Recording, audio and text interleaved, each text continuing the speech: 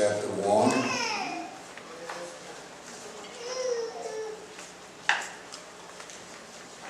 He's right next door to Micah.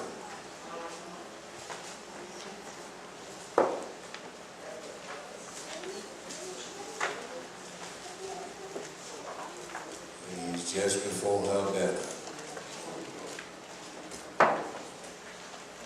And he's on the left side of your Bible. Nahum chapter 1,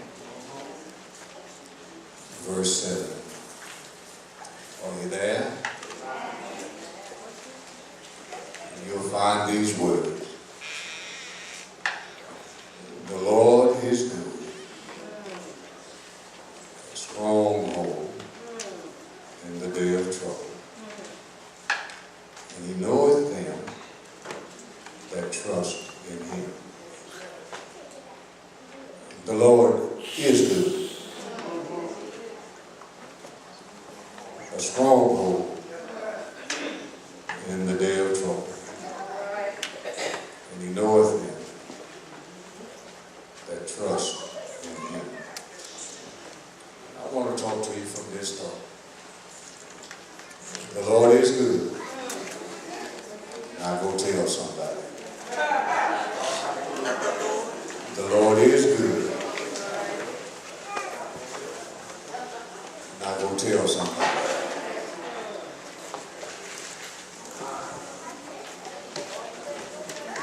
When the Lord dropped this in my spirit, Marie Calvin, I just shouted all by myself. The Lord is good. I tell somebody everywhere, every chance I get. Nahum is one of the minor prophets.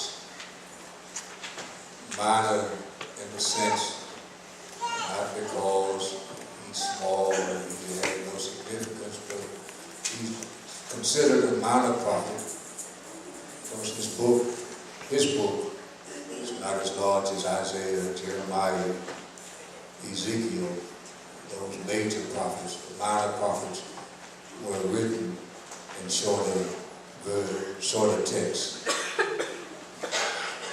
Nahum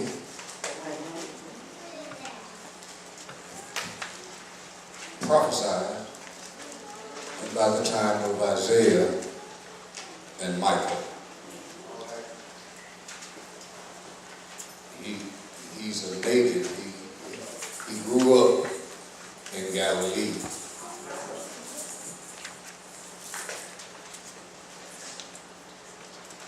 Copeland is his namesake.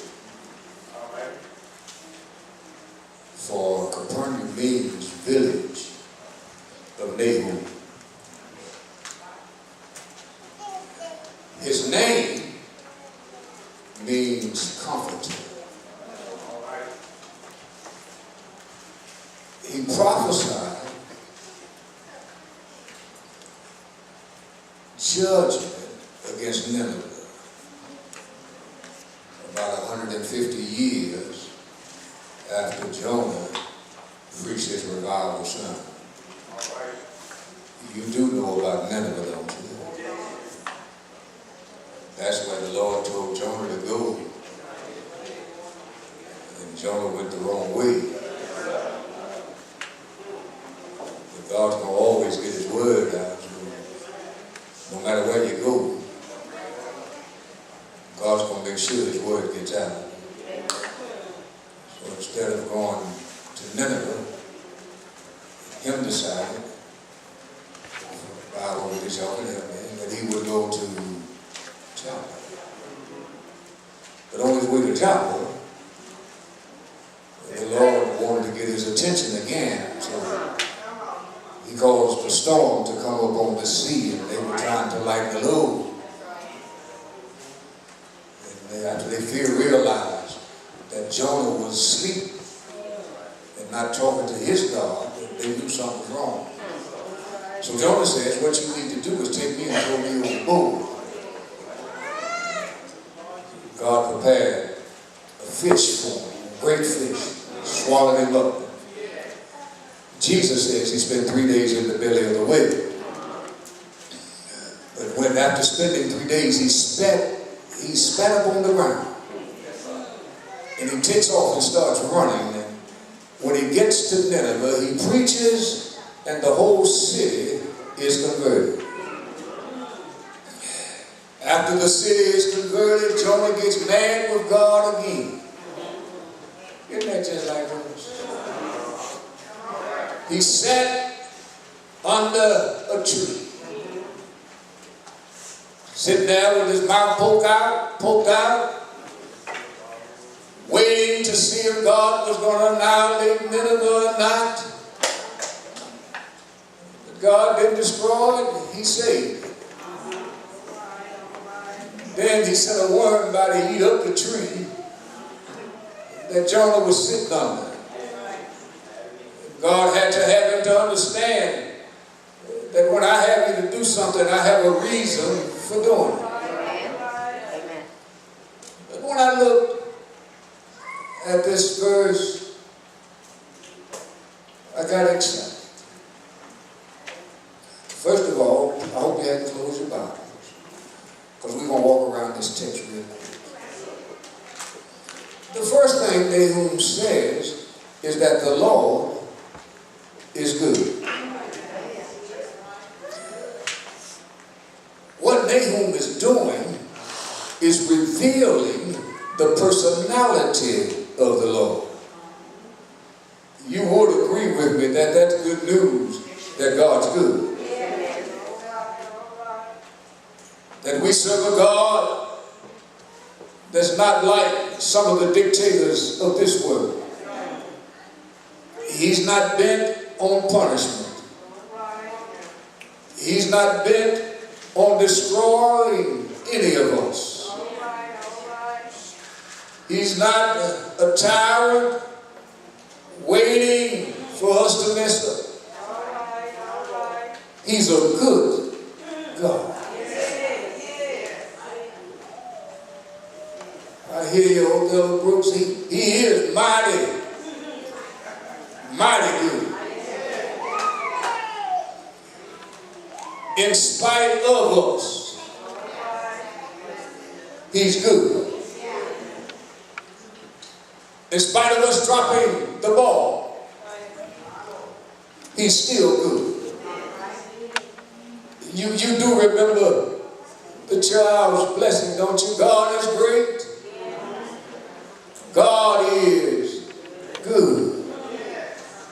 I tell you, he's good. If you don't believe he's good, all you got to do is look at creation. All right. Stars are still twinkling at night. Moon still glowing at night. Even when you can't see it, when it's hidden behind the clouds, the moon is still shining. All right. Sun still rises in the east, sets in the west. When the clouds covers the sun, if you get up high enough, sun still shining. Is there anybody in here that had boarded the plane, is storming? When you left your destination, when you're leaving your destination, the runway is wet. Rain is pouring down. But the pilot gets liftoff. He gets about 30, and you're going through and the plane is shaking because the wind is blowing. There's a little turbulence getting through the clouds. But when you get about 35,000 feet, you pull your shade up and the sun is shining. Creation shows you how good God is. You've heard me say it before, and it's worth saying again. You can take I-10, go on up past El Paso, get over into New Mexico, and into Arizona, you see some brown stuff. You see tumbleweed. You see trees that aren't green. But if you keep looking, you'll see some green shrubs on the side of the road. Nature, creation tells you how good God is. Yeah, you look at the Grand Canyon. Yeah, only God could create something like that. Man can try all they want, but they can never duplicate what God has created. Yes, sir, because creation is beautiful. We've marred it a little bit, but it's still beautiful. Because what God does is every now and then He might withhold the rain. Let your grass wither up. You start getting brown patches in your grass. But then God will send just enough rain to fall on your brown and green grass. And the brown grass, yes, becomes green again. Now all the grass is doing is remembering who created it. Some of y'all looking at me now. We live our lives like we made ourselves. But the Bible would have us to understand that we are His people and the sheep of His pasture. And we ought to enter into His gates with thanksgiving and into His courts with praise. You ought to realize that creation, yes, because we're all created. And what I love about God's creation, He has all types of people in it. He's got tall ones, short ones, yeah, skinny ones, medium-sized ones, big ones, black ones, white ones, yellow ones. Yes, He has made all things, and He's good. Everything that He ever created, He says, is good. How good is the Lord? All you got to do is look at Calvary. That demonstrates how good God is.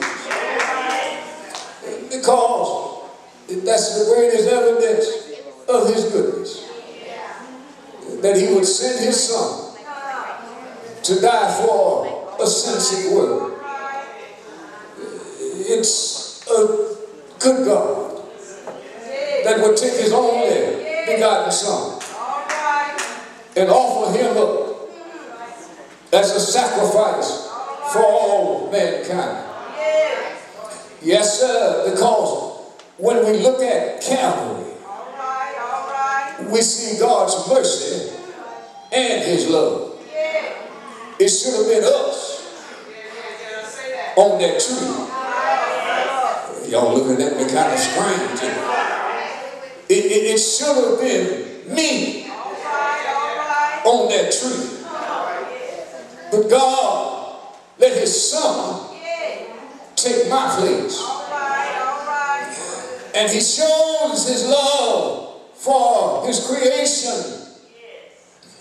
by allowing His Son to die. But what John tells us in John 3:16, for God so loved the world that He gave His only begotten Son. But don't get messed up over it because He died. I know it looked gloomy Friday. It wasn't too good on Saturday. But thank God for resurrection morning. Because when we look at the resurrected Christ, we see God's goodness. Because while He was tabernacling here on this earth, God says, this is my beloved Son, in whom I'm well pleased. So, my brothers and sisters, Nahum wants us to know that the Lord is good. And he's revealing to us the personality of God. And I'm glad to know that I serve a good God. He's good in the morning, good at noonday. He's good in the midnight hour. He's good when I'm up. He's good when I'm down. He's good when I'm sick. He's good when I'm well. He's good when I got clothes. He's good when I don't have new clothes. He's good. Anybody else know that he's good? Are you glad that he's good? Because of his goodness, one day we shall reign with him. That's a good God, I tell you. That sinful creatures like us will be able to reign with him. Not only did Nahum reveal unto us the personality of God, in that B section he says he's a stronghold in the day of trouble. All Nahum is doing is announcing the protection of God. Oh, bless his holy name. You do know that God protects you, don't you?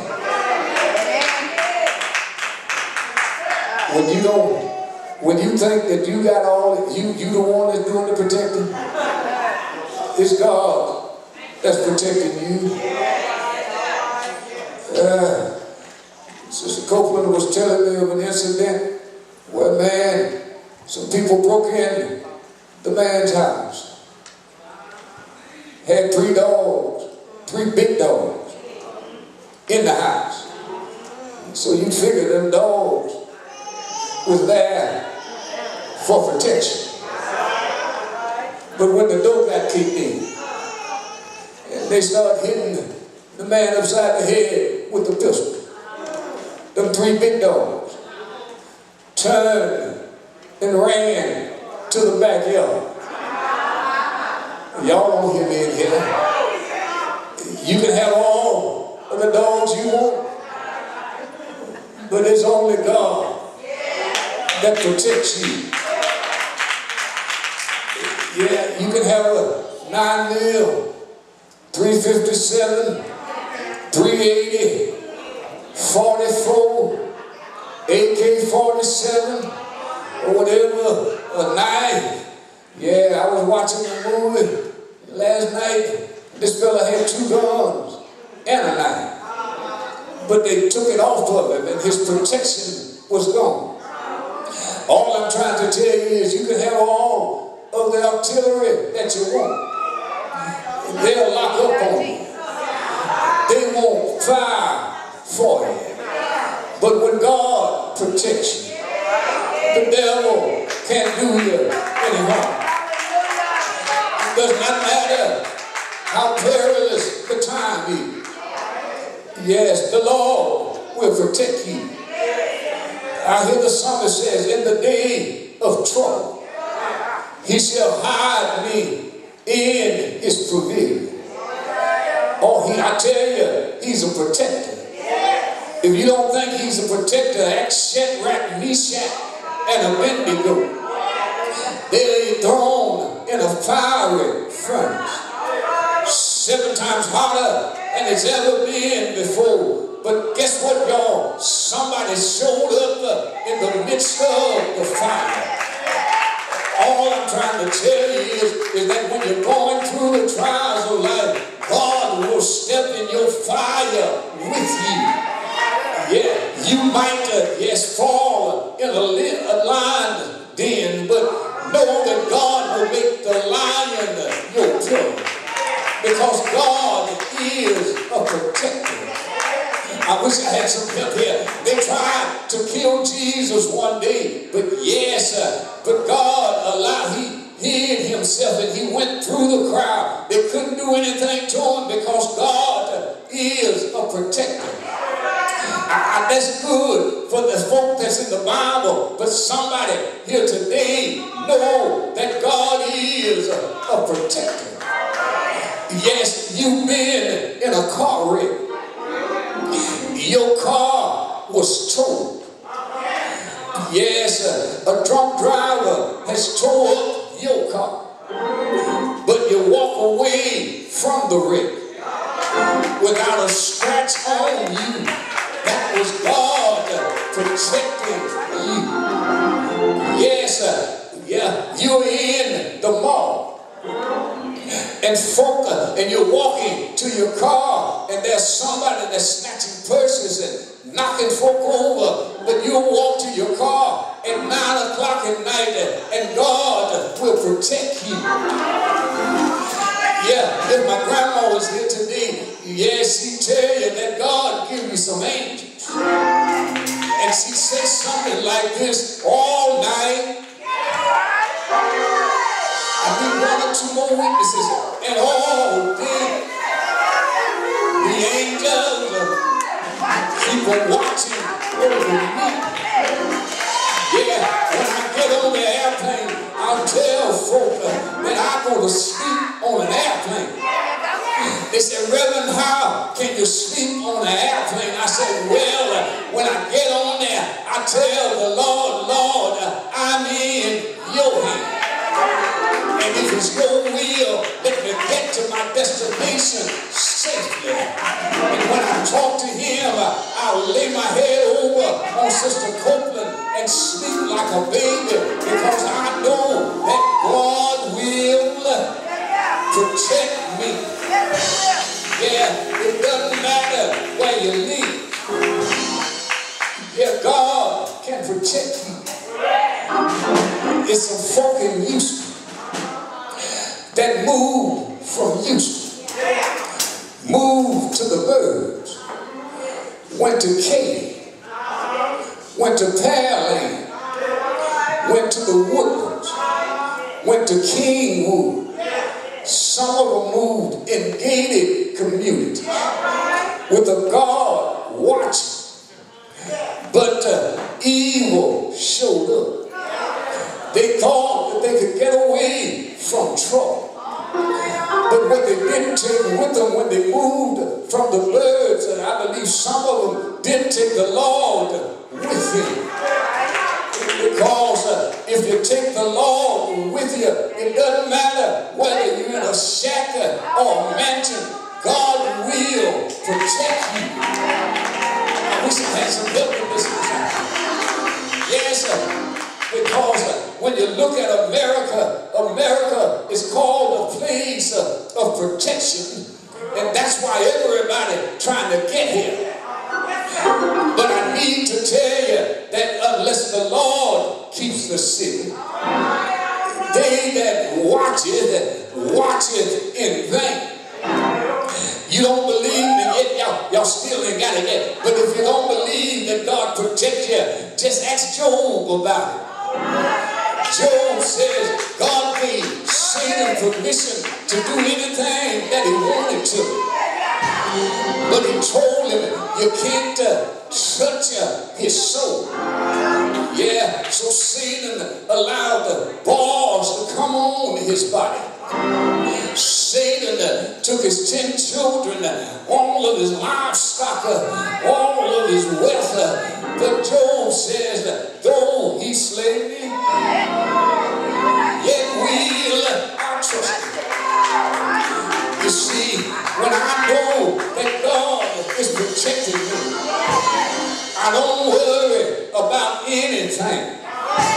When I know that God got my back, I don't worry about my haters, because it doesn't matter if I'm sick in my body, God is still able to protect me. Yes, I might get emotionally stressed every now and then, but I need to tell you, God will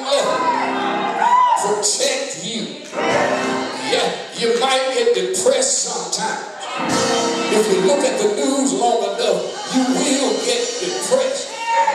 Your bills might be piling up and you don't have enough money to pay your bills.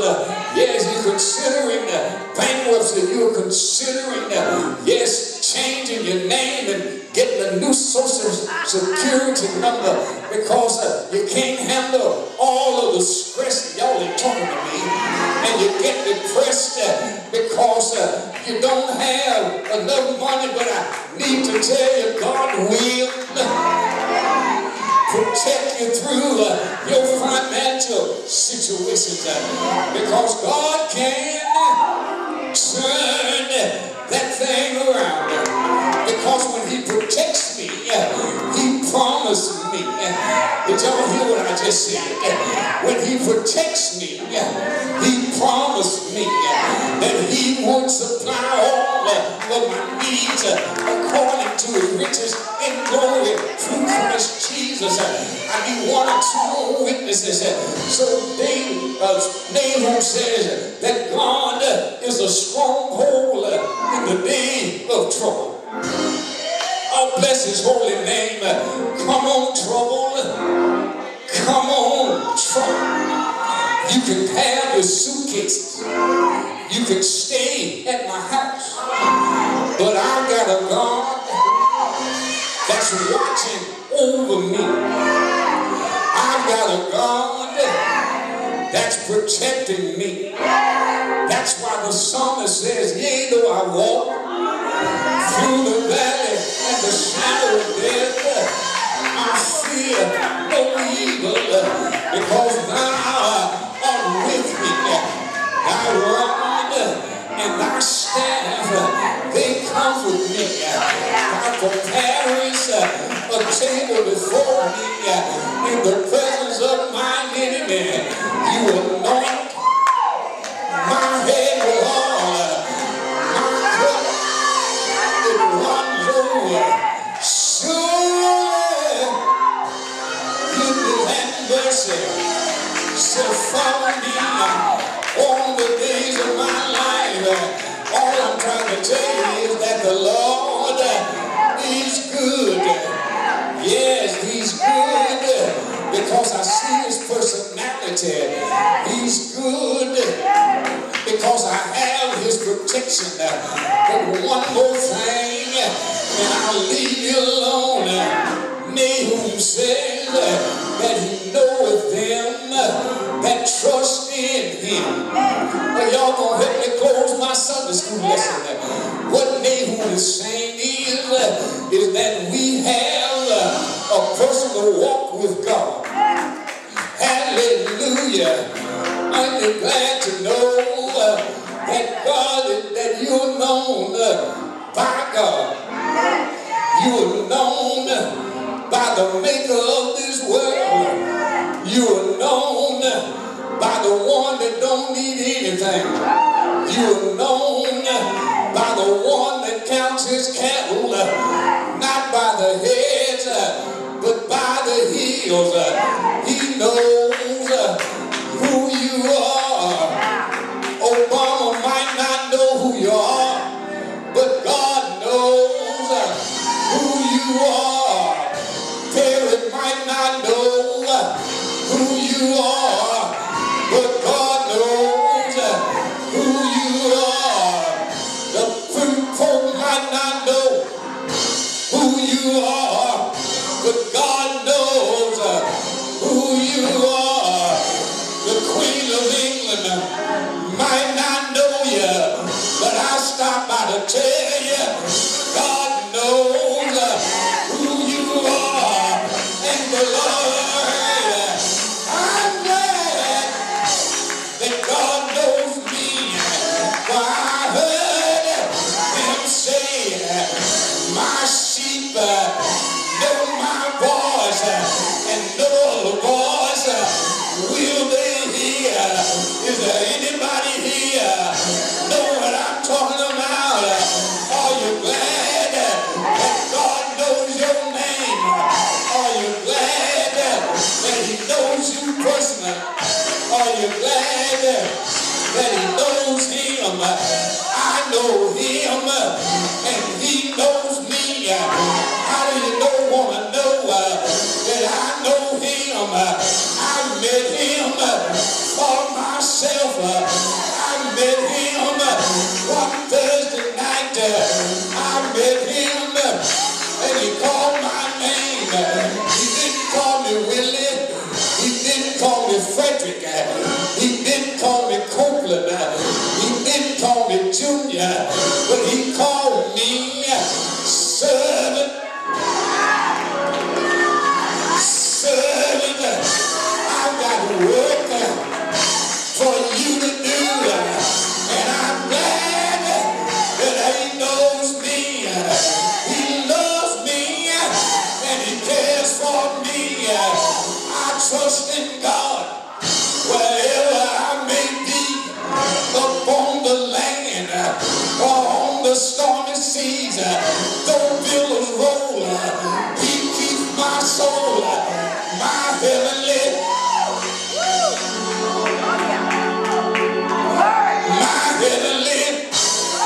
Father watches over me. Though billows roll, he keeps my soul. My heavenly Father watches over me. Aren't you glad that he's watching over you? You're going up the highway, but he's watching over you. You're in the grocery store, but he's watching over you. You might be in the courthouse, but he's watching over you. Ain't he all right? Ain't he all right? Say yes. Say yes. He's good. He's good. He's good. He's good to the last drop. He's good. Hallelujah. I know he's good because he first loved me. He's good. He's better than aspirin. He's good. He's better than Maxwell House. He's good. He's better than Bluebell. He's good. Yes, he is. Thank you, Lord. Thank you, Lord. Thank you, Lord.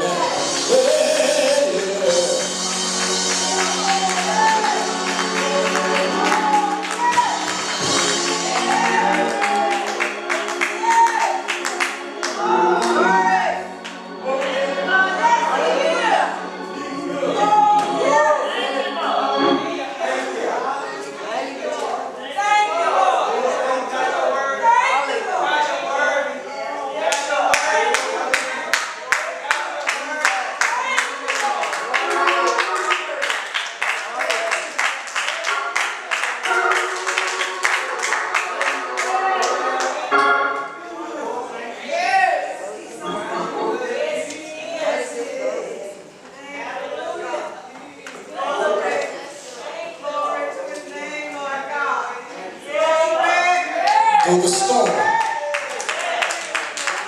keep on raging in your life. Know that God is good. When the doctor has gave you that bad report and you leave that hospital room with that big bill in your hand, look at it and say, Lord, you still good.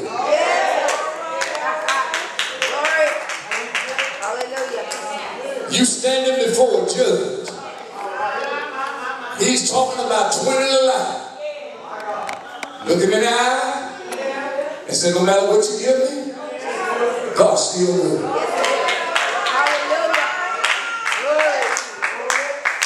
You having trouble with your children? Look at me and say, you might be giving me hell right now. But I need to tell you, God is still good. I'm trying to leave this thing alone. That hellish boss that you had, that rides you from morning to night, works you like a Hebrew slave without any scroll. Just look him in the eye and say, devil, you can't harm me, because the Lord is, he's good.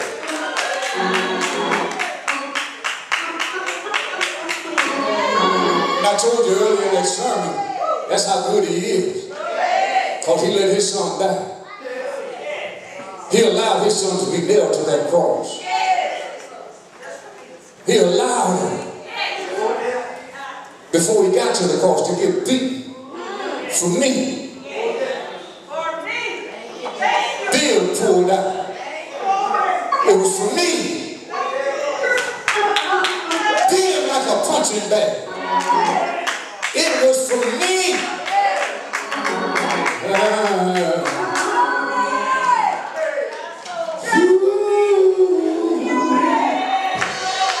It was for me. When he got out off of the cross and was placed in the grave, that was for me. But when he got up, hey, sure enough, that was for me. Because now, because he lived, I don't worry about anything. He's good. He's good. He's good. Somebody in here been in a tough situation. You've been knocked down, counted out, but God shows up, raises you up, and then them folk that wanted to see your demise. Sister Alexander, what they do here? How did you get through what you just went through? How can you have, thank you, Copeland, how can you have a smile on your face? How come you didn't take a gun and blow your brains out?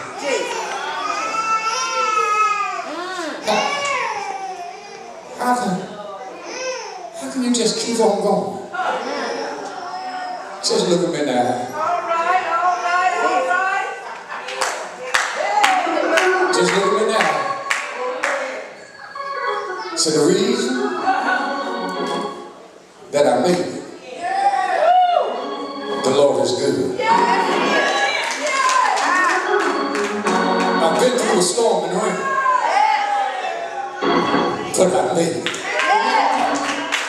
I had some heartaches and pains, but I made it. I've had folk to talk about me, but I made it. That might be one. That's something. That might be somebody here today. First of all, you might not know Christ in the pardon of your sin.